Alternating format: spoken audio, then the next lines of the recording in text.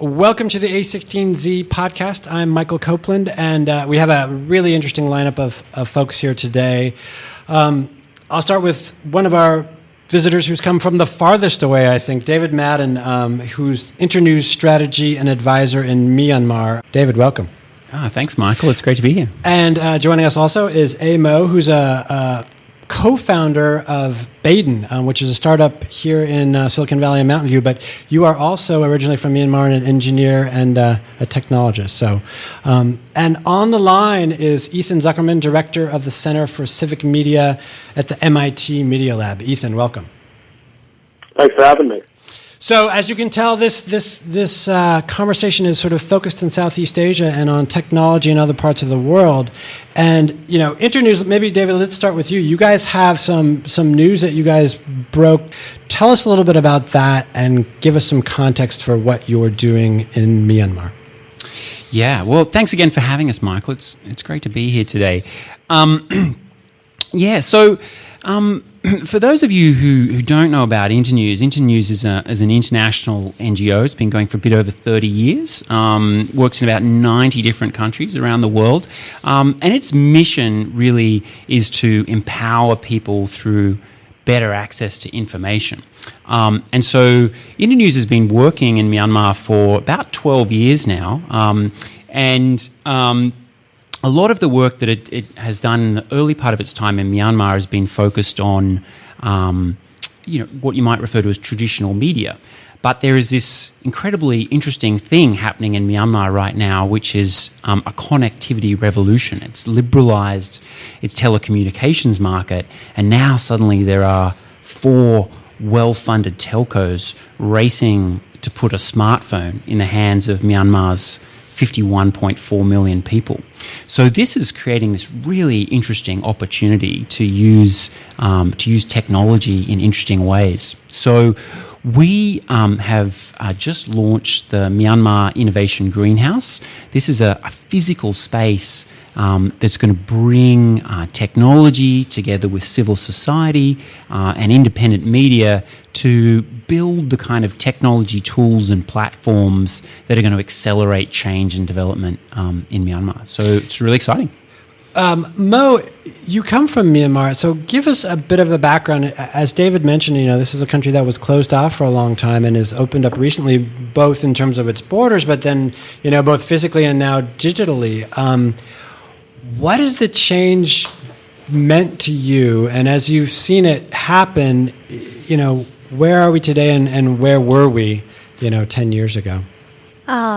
Probably 10 years ago, a lot of, information has been restricted, censored. Everything that you publish, everything that you record, any kinds of distributed information is something that the government approved of, right? So there's this weird gap in the feelings of people where they're allowed to talk about and write about things that maybe not quite in line with government's official messages. And that's been really strange to see, especially people in our generation that grew up with no access to outside of the world and no access to written media that may be slightly critical of the government ever. And then boom, everything opens up and you're seeing journalists, bloggers, independent media that's going out and talking about things and looking into things, and something that's never happened before, right? So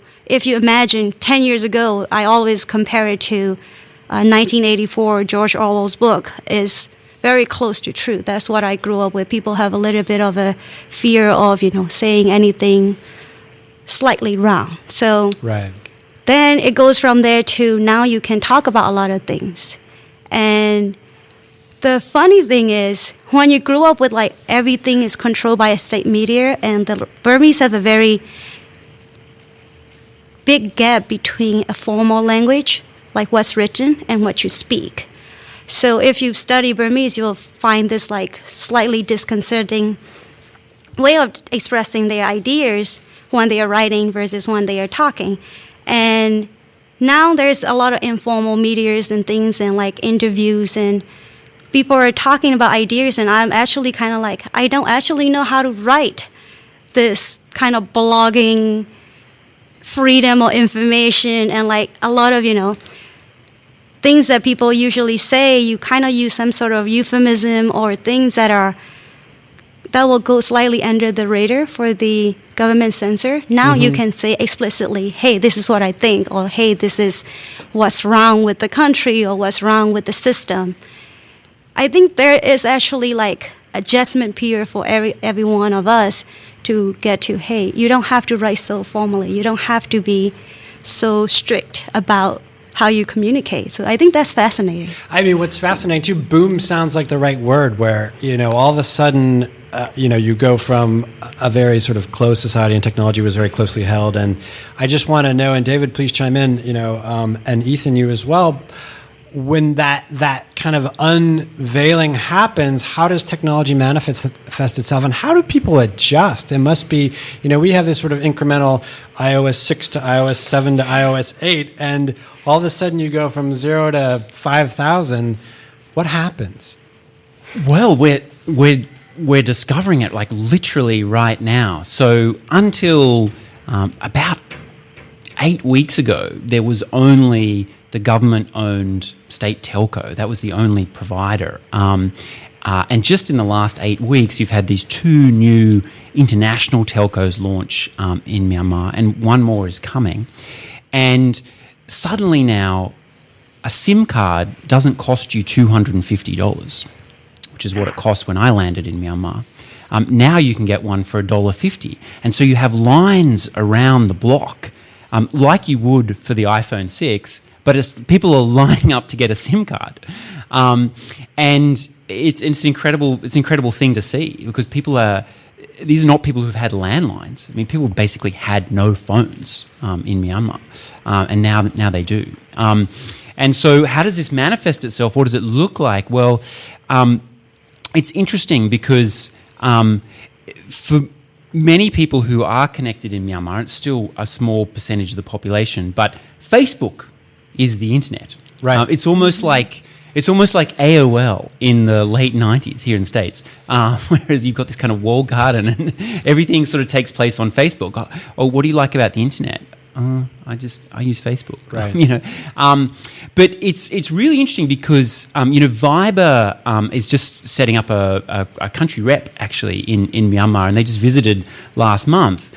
And Viber is a carrier, a Viber, the over the top service. That competes with WhatsApp and Line. And with Skype. And with Skype, yeah. Okay. And so Facebook has, Facebook has about 2.2 million people online in Myanmar, Facebook users. Yep. But Viber announced just in August that they had 5 million users. And what's the difference? Well, you don't need an email address to sign up for Viber. All you need is your SIM card. So people don't have an email address to sign up for Facebook. It's actually easier to sign up for a service like Viber, and it works so well for transferring files and making calls and things. So there's all these really interesting things that we're going to see as sort of 51.4 million people suddenly come online. Ethan, have you seen this in other parts of the world, and what might we start to see in Myanmar, and what might be different? Well, it's interesting. Myanmar, to a certain extent, is unprecedented, which is to say it's hard to think of a society that was as closed as Myanmar opening to technology as much and as quickly. We've had countries that have been as closed, but they've opened up much more slowly. So, for instance, we've watched Cuba have the rise of the mobile internet and the rise of the blogosphere and a really interesting political culture, but they've opened up very, very slowly. We've seen various other developing nations build, but they haven't built an online sphere sort of coming out of a space of heavy censorship and then suddenly into openness. So this idea of sort of starting from scratch and opening up very, very quickly, this is quite new in the digital age. I do think one interesting thing we can look at is how independent media has already opened up in Myanmar. So Myanmar for many, many years was a place where all the press was state-controlled, and what it meant was if you had an independent publication, you had to have it reviewed by the government before it went out. And that was incredibly time-consuming, and it meant that no one could publish anything more than a weekly. Those regulations changed a little bit more than 2 years ago, and we suddenly had an explosion of daily newspapers, at least 7 dailies going out, where you once had none. And you suddenly got many, many dozens of weekly publications coming out.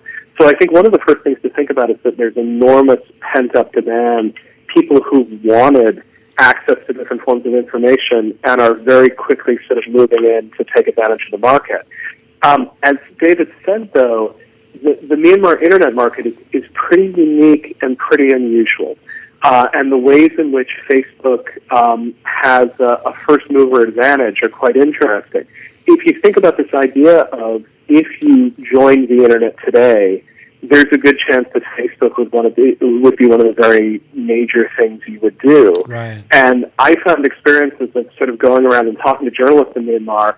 They don't talk in terms of page views. They don't talk in terms of readers. They talk in terms of likes.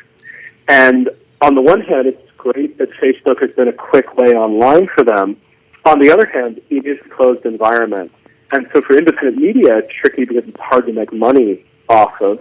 We're also interested to see what is it going to mean as far as people starting up new tech businesses. Are they going to start them around the web environment that the rest of us are used to, or are they going to start it up more around some of those closed environments? Yeah, I mean, you don't see, again, it's early days, and Mo, jump in here. You don't see it sort of as a mobile-focused, kind of app-based push. Is it still kind of the web and the desktop, or has it leaped over that immediately? I think it just kind of skipped over. There would be a lot of Burmese people who have never had a desktop or a laptop, but only know what internet is through mobile. Like for them, internet means something on your phone that you can access to information outside of what you can get. So Mo, tell us a little bit about how you came to Mountain View. You're an engineer. How did you end up here? So I started learning to code when I was about 13 back in Burma, and it was like an after-school program that the school just had. And I was like, of course I want to learn. It was just fun, and I learned how to code in BASIC on a 386. Good times. Yeah. Right. Then I was waiting to go to college. I graduated from high school in 1998, and there was an event in 1988 that basically led to complete anarchy and that shut down the universities. So when you graduate from, like around the time when I was graduating from high school, you have to wait about 2 to 3 years before you could go to college. So there's this mandatory gap years for everybody. So I look around and decided I'm going to study more programming and computer science on my own. So I took a lot of like private classes and just hang out with a bunch of friends who are into the same thing. Mm-hmm. Then, interestingly, it was actually a journalist who came to United States to Harvard MPH, and he found out that even if you are a foreign student, you could get a financial aid or a scholarship to go to universities here. Because I never thought about going out of the country to study, because there's no way my parents could afford the tuition that, right. So he found out that, hey, you could be a foreign student, you could get financial aid. He came back to Burma, and he started holding these private little seminars and telling kids like us, hey, if you want to study outside of the country, you could actually apply for financial aid, and there are need blind admission process. So I apply maybe within, like from the day he told me to the day I got the admission letter from MIT, it was probably a total of 4 months or so. So you went to MIT for college? I did, and I did computer science. Then, mostly for visa reasons and stuff, I started working at big tech companies, kept going from really big companies to smaller and smaller until I started my own. So we started the company in Boston with 2 other co-founders, then moved west like so many other startups. So we've been here about 4 years now, and it's been great. So what was coding as a young woman in Myanmar, was that unusual? Were you one of, very few? No, it was not. It was not. The first class that I actually took when I was 13 was mostly women. And that's one thing that is very interesting to me is, again, Burma has been closer for so long, and historically it's a matriarchal society. So we haven't had a chance to get influenced by a lot of Disney princess phenomena, right? So it seems pretty normal to us to see professors, surgeons, a lot of things are being run by women, and that seems normal. We never actually had, like, kind of the talk that we see here where women don't really go into engineering or science stuff. Also, in, like, Burmese legends and stuff, the princesses are the ones who teach at university. So that's a kind of like interesting contrast for somebody who grew up that way with a very close society and then went straight to the kind of the high-tech environment here. And as a startup founder, it seems very interesting to hear all kinds of women in tech issue. Well, the princesses who teach and who start companies, that's a Disney movie I would like to see. That's for sure. So, David, the Innovation Greenhouse, what are you setting up there? Who comes, or who will come, I should say? Maybe it's open doors already, but explain to us what you guys are building and then how you hope it sort of gets out there in the world in Myanmar. Yeah. Well, as I'm sure Ethan will be able to talk about in more detail, we've seen around the world how powerful these spaces, these ICT hubs can be for harnessing technology. And during the course of this year, through our initiative Code for Change Myanmar, we've run the country's first ever hackathons. And so we've really seen firsthand just how much potential there is to use technology for social change and for development. Can I just ask about those hackathons? Did you have a problem that you presented to folks? Did you have a theme, or is it just sort of like, okay, guys, let's go? Yeah, no, absolutely. So the first hackathon, which we were told by everyone was the first ever hackathon in Myanmar, so we called it Myanmar's first ever hackathon. We actually went out to the NGO community, to the civil society community, and we told them we were going to hold this event, and we asked them to submit the challenges and the problems for the event. And so we had everything from how would you use new technology to reach hard-to-reach sex workers through to how might you use technology to inform farmers about the outbreak of pests or diseases. And so we had 8 problems submitted by NGOs, and we gathered together 76 designers and developers to work on these. And I think we really saw it at that hackathon in March. Wow, for any naysayer out there, like, it's clear that there is real potential here for doing this kind of work in Myanmar. And so that really is the genesis of the Innovation Greenhouse. And I think the idea behind the Innovation Greenhouse is that we're going to actually create a space that's going to be a permanent physical home for this kind of collaboration between different parts of Myanmar society that are critical to its change and development. So talking specifically about the technology community coming together with civil society and with independent media to create the kind of products that we know can increase the impact that these change agents are engaged in. Ethan, can you tell us what evidence there is that these hubs, these kinds of kind of focused locations work? Where else are we seeing it, and what happens? Sure. Well, there's a pretty terrific success story in Nairobi around an incubator called the iHub. And the iHub was put together sort of as the home office and then sort of public events space for a company called Ushahidi, which is a Kenyan open source software company that I chair the board of.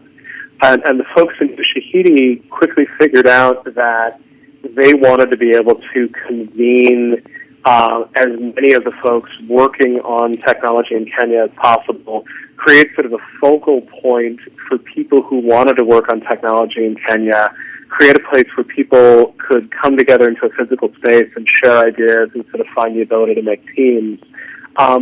And that project has now spun out over 50 startups. It's become the hub of not just sort of desktop development, but server-side software development, mobile phone development, and a lot of other types of tech hacking within not just Kenya, but really sort of East Africa as a whole.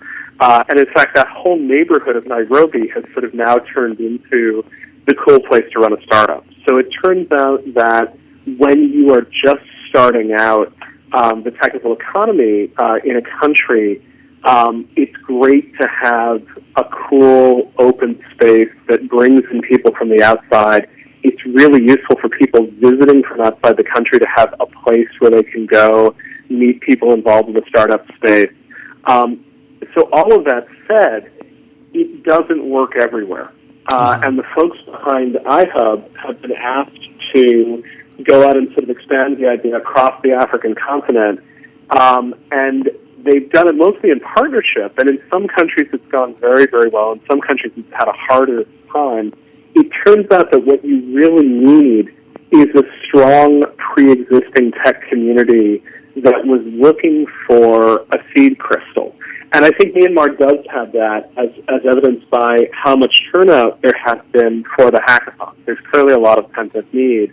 I think the second piece that is essential, and this is going to be really interesting, for the Innovation Greenhouse, is that these things do need to be locally owned and run eventually. And I think, as I understand it, the plan around the greenhouse is to start it with international support, is to start it with coaching from groups like Internews and some of the other funders behind it, but really quickly get to the point where this is a project coming out of Myanmar, really run by people in Myanmar, and I think that's probably the best path towards success. What role does government play then in kind of pursuing this or I guess advancing this in Myanmar? Well, that's a really interesting question, Michael. I mean, I think that the sort of activity that we're seeing now in Myanmar, frankly, wouldn't have been possible without the kind of policy reforms that this quasi-civilian government has undertaken. They conducted this process to issue these new telco licenses, and they did it pretty thoroughly and pretty professionally, and as a result of that, you now have a much more competitive telecommunications market, which is really enabling there to actually be a market for these new tech startups and others to go after. So that's pretty fundamental. Like there wouldn't have been any of this without that. As Mo said, there's been pretty dramatic changes in the kind of censorship laws and the restrictions that there's been on the media in the past. Now, that's not to say all is rosy, and it's a done deal. And I want to be really clear about that. There are really serious challenges ahead. Independent media, for example, now needs to figure out how do we survive. How do we make money? How do we get our product distributed around this country? It's a big country, geographically a big country, with pretty poor infrastructure. And their product is critical to the future of the country. But how do they get it out there? How do they take advantage of this connectivity revolution without it further undercutting their business model? So I think some of these changes that the government have made in these last couple of years are just absolutely critical to creating this opportunity. And there is a very important regulatory framework here that has to operate in. I mean, the next critical piece here is going to be about payments and mobile money and things. And the decisions that the government makes in the next few months about the regulatory environment for mobile payments and money, absolutely critical to whether or not we're going to have a flourishing tech ecosystem or not. I mean, it's going to be a long way, and there's a lot of work to be done. Just rule of law and business contracts and things that are taken for granted in everywhere else in the world, we still have to figure those out, right? Like, I think the two things, the distribution, speaking as a startup founder, distribution and marketplaces are going to be so essential. But at the same time, Meaning it has to go beyond the sort of boundaries of Myanmar, or? Both, just even within Myanmar, right? Like if you build an app for a farmer and the farmer doesn't really get to a bigger city, maybe not more than once a year. So how do you get all these information out there without a marketplace like Google Play Store? I don't know if you can actually list a Burmese app as a Burmese developer. It's open now. It is open, yeah. Oh, that must be very new. It came just, I think, like the day before Eric Schmidt arrived in the country last year. Beautiful. And Apple Store. Coincidence, I wonder. Apple, the iTunes Store still don't have, you can't actually do, business as a developer with a Burmese address. So I'm hearing all kinds of scheme to actually have Burmese developer listing their apps in Play Store and iTunes Store with a friend from outside of the country listing on behalf of them. Interesting. So I wonder, and Ethan, I want to hear your perspective on this. But we talked about how for everyone in Myanmar, the internet is the mobile internet. Journalism flourishes by sharing and by likes. It's a world that in some ways we're headed toward here, but we haven't even reached that yet. Are there things that we can learn, as this greenhouse, as this experiment, and as it gathers momentum? Are there things that we can learn here in the United States and in other parts of the world from folks like, you all? Absolutely. I do think there's a long history of technology in the developing world leapfrogging technology elsewhere. And so, for those of us who've been following this for a while, Africa was a great introduction to what a mobile phone-only world would look like. Because we had so many countries in which there were no landlines, and we could watch what happened when everyone sort of simultaneously moved to mobile, and it was a very interesting shift. Myanmar is now going to have this experience of never really having dealt with the desktop internet. And so there are going to be these interesting questions. The app model, where people are paying modest amounts of money, maybe that captures the market rather than an ad-supported internet market. The ad market is still pretty early, pretty young in Myanmar. Maybe, particularly if payment systems catch on really quickly, maybe we simply end up with entirely different revenue models. It's going to be really interesting to think about how people are building and programming. It's not going to be people building on desktops for desktops. It may be a small group of people building software and building content for that mobile market. One of the things I'm really interested in is sort of making sure that phenomena like citizen journalism and citizen media catch on in Myanmar, because the media environment is still really complicated. There's not pre-press censorship in the way there was before, but the government is clearly watching the press very, very closely, and it is far from a completely open press. So in some cases, it may be watching things that evolve more quickly in Myanmar because there is no legacy to build on top of. And in some cases, it may be sort of consciously looking in and saying, how can we make sure that we end up with the internet as a digital public sphere, and sort of ensuring that it's a space where Myanmar can really sort of work out public issues going forward. If I could just add to that, Michael, I think one of the things that makes what is happening in Myanmar right now interesting to folks in more developed markets here in the Bay Area and elsewhere is that Myanmar is not just sort of mobile only, but very specifically, it's going straight to smartphones.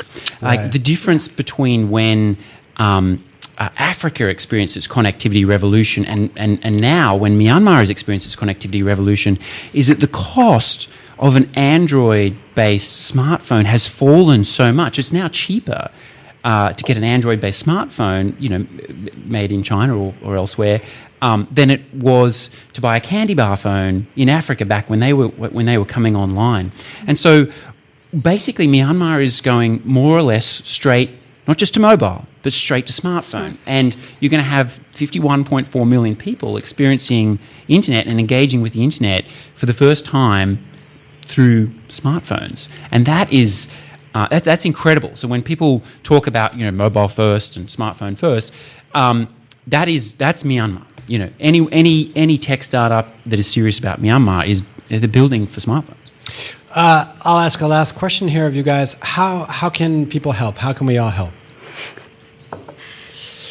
Well, we're really lucky that Omidyar Network and the Open Society Foundation have provided some of the critical seed funding to the Myanmar Innovation Greenhouse to get it up and going, and that's enabled us to get this great space at a great price and to start building a team and start conducting some of the activities.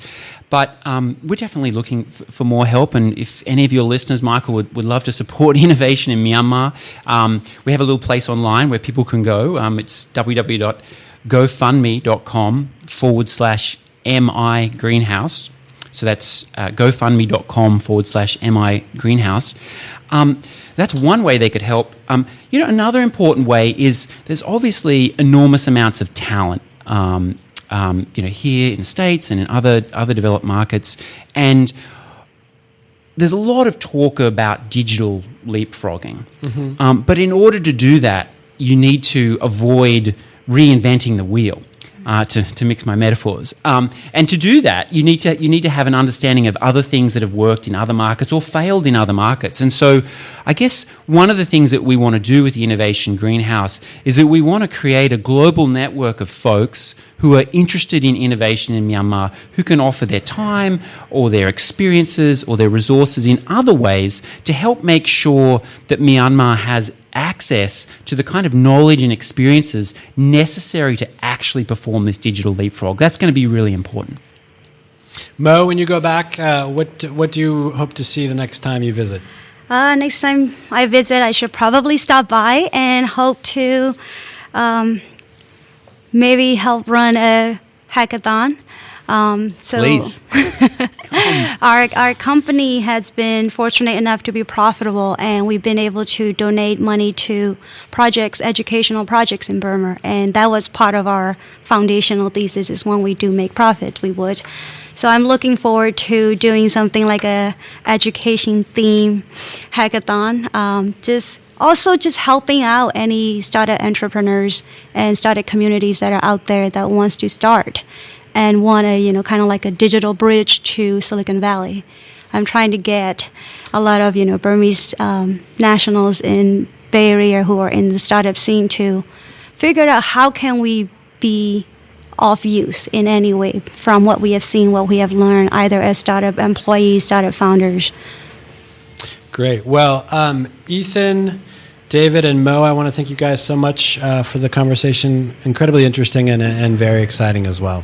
Thank you, guys. Thanks for having us, Michael. Thank you. Great to be with you. Thanks a lot.